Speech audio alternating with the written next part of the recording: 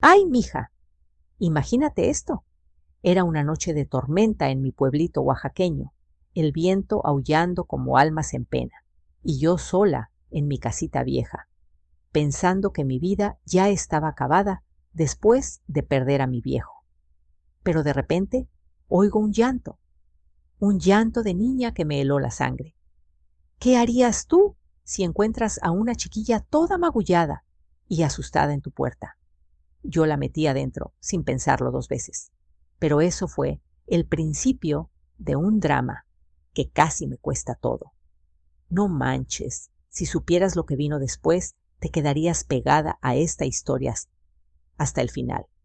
Me llamo María, tengo ya 65 primaveras encima y vivo en este rincón olvidado de Oaxaca, donde el sol quema como chile habanero y la gente chismea más que come.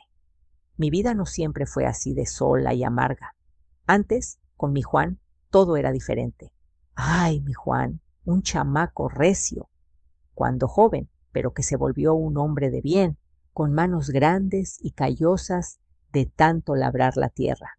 Nos conocimos en un baile del pueblo, yo con mi falda floreada y él con su sombrero nuevo, bailando al ritmo de la banda que tocaba corridos y cumbias. Me conquistó con su sonrisa torcida y sus promesas de una vida sencilla, pero llena de amor.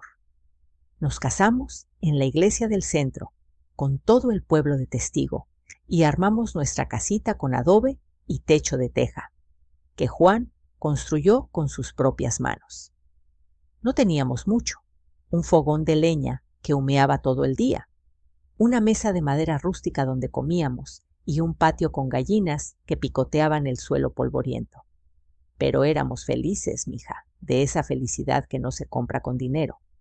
Juan trabajaba de sol a sol en el campo, sembrando maíz, frijol y calabazas. Yo me encargaba de la casa, lavaba la ropa en el río cercano, cocinaba moles y tamales que olían a gloria y cuidaba de las plantas en la huerta trasera. Los fines de semana íbamos al tianguis, comprábamos chiles frescos, tomates jugosos y alguna tela para hacer ropa. Recuerdo cómo Juan me cargaba las bolsas pesadas, bromeando. Vieja, tú nomás mandas, yo cargo como burro. Y yo le respondía riendo. Pues sí, viejo, para algo te casaste conmigo. Nuestra vida era un ciclo simple.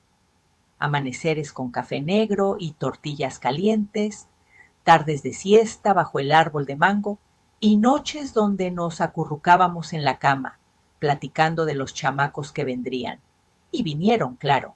Primero Pedro, un bebé regordete que lloraba como loco, pero que nos llenó la casa de alegría. Lo bautizamos en la misma iglesia, con padrinos del pueblo, y creció como hierba mala, travieso, siempre metiéndose en problemas, robando frutas de los vecinos o jugando en el río hasta mojarse entero. Este chamaco va a ser un diablillo, decía Juan, pero con orgullo en los ojos. Luego llegó Eduardo, más calmado, un niño que desde chiquito ayudaba en todo. Barría el patio, daba de comer a las gallinas y sacaba notas altas en la escuelita del pueblo. Los dos crecían corriendo por el patio, peleando por juguetes hechos de madera, y yo los regañaba, pero con el corazón blando. Pedro, no molestes a tu hermano. Eduardo, ayúdame con la masa, gritaba, mientras Juan se reía desde la puerta. Qué tiempos aquellos, mija. La casa siempre estaba viva, el olor a chile asado, las risas de los niños, el canto de los gallos al amanecer. Los domingos hacíamos pozole, invitábamos a los vecinos a veces y platicábamos hasta tarde. Juan me contaba historias de su juventud, de cómo había trabajado en la ciudad un tiempo, pero volvió al pueblo por mí. Tú eres mi ancla, María, me decía, y yo me derretía. No teníamos luz eléctrica al principio, usábamos velas y lámparas de petróleo, pero eso no importaba. Nuestra felicidad era en las cosas pequeñas, un beso robado en la cocina, una caminata al atardecer por los campos, ver a los hijos dormir tranquilos. Pero la vida no es un cuento de hadas, ¿verdad? Hace 15 años todo cambió. Juan empezó a quejarse de un dolor en el estómago que no se quitaba. Al principio lo achaqué a la comida pesada. «Viejo, deja de comer tanto chile», le decía bromeando. Pero no mejoraba. Fuimos al curandero del pueblo, que le dio hierbas y tés. Pero nada. Entonces lo llevé a la clínica en la capital, un viaje de horas en camión polvoriento. Ahí, el doctor, un hombre serio con bata blanca, nos dio la noticia como un mazazo: cáncer en el páncreas, ya extendido. No manches, mija. Sentí que el suelo se abría bajo mis pies. ¿Cuánto tiempo?, pregunté con la voz temblando. Meses, tal vez un año si hay suerte, respondió él. De ahí empezó el infierno. Gastamos todo, vendimos gallinas, un pedazo de tierra, pedí prestado a los vecinos. Juan iba a quimios que lo dejaban débil, vomitando como perro, con el pelo cayéndose a mechones. Yo lo cuidaba día y noche, le limpiaba la boca, le daba sopas suaves, le contaba chistes para que sonriera. «Aguanta, viejo, por los chamacos, por mí», le suplicaba, aguantando las lágrimas. Pedro y Eduardo ayudaban como podían. Pedro traía leña, Eduardo iba por medicinas. Pero Juan se apagaba. Una madrugada, con la lluvia golpeando el techo como tambores, me tomó la mano. «María, cuida de los muchachos, te quiero». Y se fue. Lo enterré en el panteón, bajo un cielo gris, con el pueblo entero llorando conmigo. Me quedé vacía, como si me hubieran arrancado el corazón. Después de eso, la casa se volvió un lugar frío. Los recuerdos me asfixiaban. Su silla vacía en la mesa, su sombrero colgando, sus botas junto a la puerta. Los hijos intentaron llenar el vacío. Pedro, con 20 y tantos, se quedó un tiempo, pero ya andaba en malas. Salía a la cantina, jugaba cartas, pedía dinero que no pagaba. «Mamá, préstame para un negocio», decía, pero yo sabía que era para vicios. Peleábamos. «Pedro, enderézate por tu padre». Pero él se iba, volvía tarde oliendo a tequila. Un día, después de una bronca grande por deudas que dejó, desapareció. Encontré una nota: «Me voy a la ciudad a buscar suerte. No me busques». Rumores decían que andaba metido en drogas, con pandillas, pero nada seguro. Me partió el alma, mija, perder a un hijo así, vivo pero perdido. Eduardo se quedó más, trabajando en la tiendita del pueblo, ahorrando para casarse con Jane, una chava buena que conoció en un baile. Pero él también insistía: «Mamá, vende la finca y vente con nosotros a la ciudad. Aquí te vas a marchitar». Yo terca: «No, mijo, esta es mi casa, mis raíces. ¿Dónde pondría las gallinas?». Las discusiones crecían hasta que un día explotó: «Estás loca, mamá, te vas a morir sola». Se fue con Jane, mudándose a la capital. Desde entonces, llamadas escasas, tarjetas en Navidad, nada más. Me quedé sola, con mis perros y gallinas como compañía. Me volví rancia, evitaba a los vecinos, respondía seco si me hablaban. «Ahí va la viuda amargada», decían, y yo ni caso. Pasaba días en la huerta, hablando con las plantas o con el fantasma de Juan, hasta esa noche de tormenta. El cielo rugía, truenos iluminando todo, lluvia cayendo como balas. Yo en la cocina, calentando atole, cuando oí el llanto. Salí con linterna, empapada, y la vi. Una niñita acurrucada en el granero, mojada, magullada, temblando. La cargué adentro. «Ven, mija, no llores». La sequé, le di pan y queso. No hablaba, solo me miraba asustada. La escondí ahí, con paja y cobija. «Duerme, mañana vemos». No pegué ojo, preocupada. Al día siguiente le llevé desayuno. Comió voraz, pero muda. Empecé a cuidarla en secreto. Ropa vieja, historias para calmarla. Sonreía al salir, feliz por primera vez. Pero doña Chayo notó: «Doña María, ¿qué escondes en el granero?». Chismes volaron. «Oro, amante». Yo callaba. Lupita susurró. Me escapé, mi papá me pegaba. La abracé, prometiendo protección. ¿Y tú, mija? ¿Tú hubieras escondido a una niña así? ¿O hubieras llamado a la poli de una? Dime en los comentarios, ¿desde qué parte de México o Latinoamérica me estás escuchando? Si esta historia te está picando la curiosidad, suscríbete al canal para más cuentos como este y dale like si quieres que siga contando. No te vayas sin comentar. Ahí estaba yo, saliendo del granero con el corazón latiendo fuerte, cuando vi a doña Chayo plantada en mi portón, con los brazos cruzados y esa cara de sabionda. Esa tarde, con el sol todavía alto, pero ya picando menos, me planté frente a doña Chayo, sintiendo cómo la sangre me subía a la cabeza como agua hirviendo en olla. ¿Qué tanto miras, Chayo? ¿No tienes nada mejor que hacer que espiar a la gente? Le espeté, cruzando los brazos para imitar su pose de juez. Ella no se inmutó. Esa mujer era como un cactus, pinchuda y resistente. Ay, doña María, no te enojes. Nomás pregunto porque te veo rara. Sales del granero como si hubieras ganado la lotería, y tú que siempre andas con cara de limón agrio. ¿Qué traes ahí, ¿Un secreto jugoso? Su voz era un susurro fingido, pero yo sabía que lo gritaría en la plaza al rato. Me tragué el enojo, no quería darle más munición, y le di la espalda murmurando, vete a chismear con tus comadres, que yo tengo cosas que hacer. Caminé de regreso al granero, pero el estómago se me revolvió. Esa metiche no pararía hasta olfatear todo. Adentro, Lupita estaba en su rincón, hecha un ovillo bajo la cobija raída que le había dado. Sus ojos se clavaron en mí, grandes y llenos de preguntas mudas.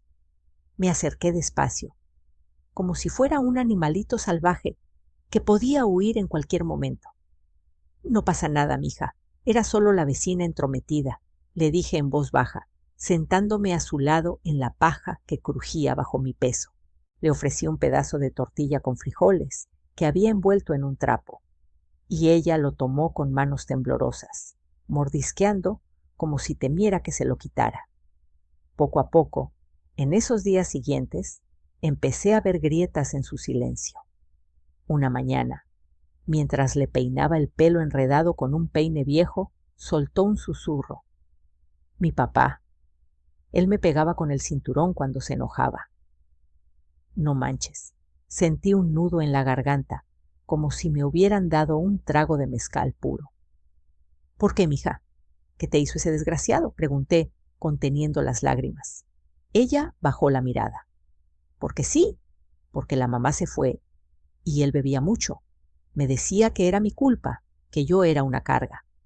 Sus palabras salían entrecortadas, como gotas de una llave mal cerrada, y yo la abracé fuerte, oliendo su pelo sucio a tierra y miedo.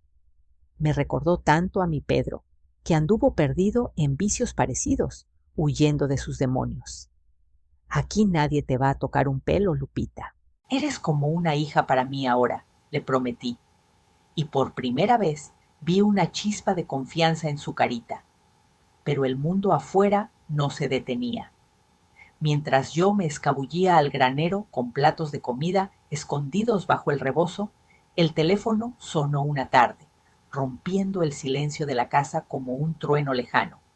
Era Eduardo, mi hijo menor, llamando desde la ciudad después de meses sin una palabra. Mamá, ¿cómo estás? Jane y yo hemos estado pensando en ti, dijo con voz cautelosa, como si pisara huevos.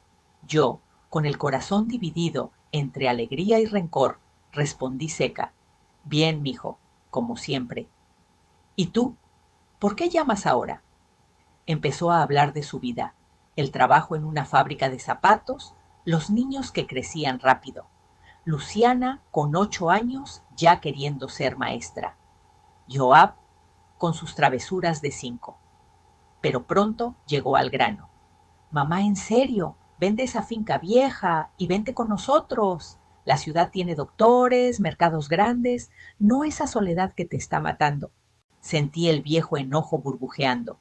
No empieces con eso, Eduardo. Esta es mi casa, mis recuerdos de tu padre. ¿Quieres que lo deje todo por tus comodidades? Gritamos un rato, él insistiendo que era por mi bien, yo colgando el teléfono con manos temblorosas, sintiendo el eco de la pelea en el pecho. ¿Por qué no entendía? Pero en el fondo extrañaba su voz, sus visitas. Los días se volvieron una rutina tensa. Por las mañanas llevaba a Lupita agua fresca y frutas del huerto, contándole cuentos de mi juventud para que riera un poco. Mira, mija, cuando era joven como tú, bailaba hasta el amanecer en las fiestas del pueblo, le decía, y ella sonreía tímida, revelando más pedazos de su historia. Mi mamá me dejó con él cuando tenía 5. Dijo que iba por cigarros y nunca volvió, confesó una vez, con lágrimas rodando por sus mejillas sucias. Yo la limpiaba con el delantal, pensando en cómo el mundo era cruel con las inocentes. Identificaba su dolor con el mío por Pedro. ¿Sabes? Mi hijo mayor también huyó de problemas así, metido en cosas feas. Ojalá hubiera podido salvarlo. Eso nos unía como un lazo invisible. Pero el miedo crecía. Sabía que esconderla era jugar con fuego. Y el fuego llegó una noche. Estaba oscuro, las estrellas tapadas por nubes, cuando oí voces afuera. Me asomé por la ventana y vi linternas bailando, doña Chayo al frente, con un grupo de vecinos curiosos. «Vamos a ver qué esconde la viuda», gritaban. Corrí al granero, el corazón martilleando, como tambor en carnaval, pero ya era tarde. Rompieron el candado con una herramienta y la puerta se abrió de golpe. Las luces iluminaron a Lupita, acurrucada en su rincón, gritando de terror. «¡Es una niña! Doña María es una secuestradora», berreó doña Chayo, apuntándome con el dedo como si fuera un arma. Intenté explicar. «No, la encontré en la tormenta, la estoy protegiendo». Pero nadie escuchaba. Llamaron a la poli y en minutos sirenas aullaban. Me arrastraron a la patrulla, esposada como delincuente, mientras Lupita lloraba. «No me dejen con él». En la delegación, el sargento, un hombre gordo, con bigote espeso, me interrogó sin piedad. «Doña María, ¿por qué la tenías escondida? ¿Eres de una banda de trata? ¿La robaste para venderla?». Lloré en la celda fría, oliendo a orines y desesperación, pensando en mi soledad absoluta. ¿Quién me creería? Al amanecer, me sacaron para más preguntas. Lupita estaba ahí, en otra sala, y la oí testificar a través de la pared. «La doña me salvó, no me hizo daño». Pero revelaron más. Tenía un hermanito, David, en un orfanato de la capital. No manches, sentí un vuelco. No era solo ella. Había otro chamaco sufriendo. El twist vino cuando investigaron. El papá de Lupita no era un borracho cualquiera. Era un narco de poca monta del pueblo vecino, que la maltrataba para mantenerla callada sobre sus negocios de droga. «Huyó para no terminar como mula o peor», dijo el sargento, mirándome serio. Luché por custodia temporal, llamando a Eduardo en un arrebato. «Mijo, ayúdame, por favor». Él llegó al día siguiente, arrepentido. «Mamá, perdóname por abandonarte. Vamos a sacar a esa niña de esto». Me abrazó fuerte, oliendo a ciudad y a familia perdida. Los chismes volaban. Vecinos murmuraban que yo era cómplice del narco. Confronté a doña Chayo en la plaza. «Métete en tus pinches asuntos, metiche. ¿No tienes vida propia?». Ella retrocedió, pero el daño estaba hecho. Con Eduardo fuimos al orfanato, un lugar gris con niños tristes jugando con juguetes rotos. Ahí vi a David, un chamaco de 6 años, flaco y con ojos idénticos a los de Lupita. Lo abracé por primera vez. «Ven, mijo, vas a estar conmigo». Él se aferró susurrando: «No quiero volver con papá». Pero los problemas legales crecían como maleza. El narcopapá apareció en mi puerta una tarde, con cara de perro rabioso. Dame a mis chamacos, vieja, o te mando al otro barrio. Sentí el miedo helado en las venas, pero no cedí. Con Eduardo y un abogado amigo suyo, empezamos a juntar pruebas, testigos del abuso, fotos de moretones viejos. No dejaré que ese cabrón los toque, juré, planeando cada paso con el pulso acelerado, sabiendo que un error podía costarnos todo. Mientras Eduardo y el abogado revisaban papeles amarillentos en la mesa de la cocina, yo caminaba de un lado a otro como leona enjaulada, con las uñas clavadas en las palmas por la ansiedad que me carcomía. Tenemos que movernos rápido, murmuró el abogado, un tipo delgado con gafas que olía a cigarro viejo, señalando una foto borrosa de los golpes en el brazo de Lupita. Si ese narco huele que estamos armando algo, se nos adelanta. Asentí, tragando saliva, y salí al patio para respirar aire fresco. Pero el viento traía solo polvo y más preocupación. Esa noche, en la cama, los pensamientos me azotaban como látigo. Imaginaba al desgraciado irrumpiendo, llevándose a los chamacos, y yo impotente. Al amanecer, decidí actuar sola por un rato. Fui al pueblo vecino, disfrazada con un rebozo ajeno, preguntando en cantinas oscuras por testigos. Una mesera, con ojos cansados y cicatrices ocultas, me susurró: «Sí, lo vi pegarle a la niña una vez, pero tengo miedo». Le prometí protección y me dio un nombre más. Regresé con notas garabateadas, el pecho hinchado de una furia nueva, lista para el golpe final. Los días se volvieron un torbellino de sombras y secretos. Eduardo traía más pruebas. Un informe médico viejo que Lupita había escondido, mostrando fracturas antiguas. «Mamá, esto lo hunde», dijo él abrazándome con fuerza, su aliento cálido contra mi hombro, recordándome que no estaba sola. Pero el clímax llegó en la audiencia, un salón sofocante, lleno de papeles y caras serias. El juez, un hombre canoso con voz de trueno, escuchaba mientras el narco se pavoneaba en su asiento, con traje barato y sonrisa falsa. Cuando tocó mi turno, me paré derecha, la voz firme como nunca.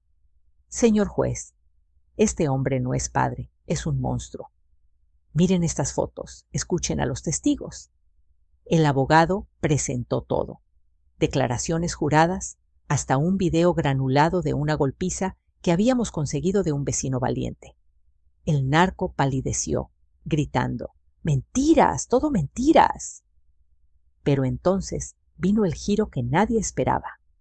Un policía entró con carpeta en mano, anunciando: «Tenemos conexión con un asesinato pendiente. Este hombre mató a Pedro, el hijo de doña María, por deudas de droga hace años».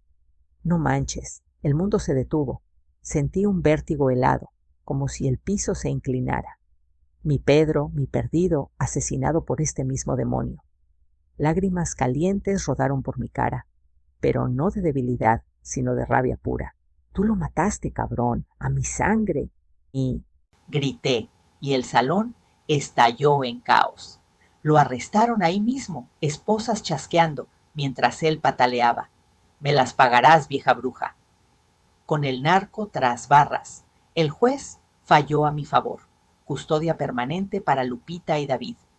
Salí del juzgado con las piernas flojas, pero el alma ligera como pluma. Eduardo me sostuvo: «Lo logramos, mamá. Somos familia de nuevo». En el camino de regreso, los chamacos se acurrucaron en el asiento trasero del camión viejo. David susurrando: «Abuela, ¿ahora sí somos tuyos?». Lupita sonrió por primera vez sin sombras. «Sí, para siempre». La casa revivió. Risas llenando las habitaciones, olor a mole fresco en la cocina, los 4 nietos, mis 2 de Eduardo y estos 2 regalos del destino, correteando por el patio como cachorros. Luciana enseñaba a Lupita a hacer trenzas. Joab jugaba fútbol con David hasta el atardecer. «Mira, abuela, gol», gritaba él, y yo aplaudía desde la silla, el corazón rebosante. Los años pasaron como río manso. Lupita creció en una mujer fuerte, graduándose en trabajo social, administrando albergues para niños maltratados con fondos que juntamos de donaciones y mi pensión modesta. Abuela, esto es por ti, por salvarme, me dijo en su ceremonia, diploma en mano, y yo lloré de orgullo, abrazándola bajo el sol oaxaqueño. David, con su pasión por el balón, se volvió entrenador local, llevando chamacos del pueblo a torneos, siempre volviendo a casa con historias. Hoy ganamos, abuela, gracias a tus consejos. Eduardo y Jane venían los fines de semana, la mesa llena de platillos, enchiladas, tacos dorados, atole dulce. Mamá, gracias por no rendirte, decía Eduardo, y yo respondía, fue por todos, mijo. Incluso doña Chayo, avergonzada, traía frutas como ofrenda de paz. Perdona, doña María, fui una tonta. La perdoné, porque el rencor pesa demasiado. Hoy, con el sol poniéndose tras las montañas, me siento en el porche, viendo a los nietos grandes planeando sus vidas y pienso en cómo un llanto en la tormenta me devolvió el pulso. La vida te quita, pero también te da, mija, en formas inesperadas. Si has vivido algo así, sabes que el dolor se convierte en fuerza, y la familia no siempre es de sangre. Gracias por oírme hasta aquí. ¿Qué harías tú ante un secreto así? Comenta abajo, y si te tocó el corazón, comparte con quien necesite un poco de esperanza. Hasta la próxima, cuídate.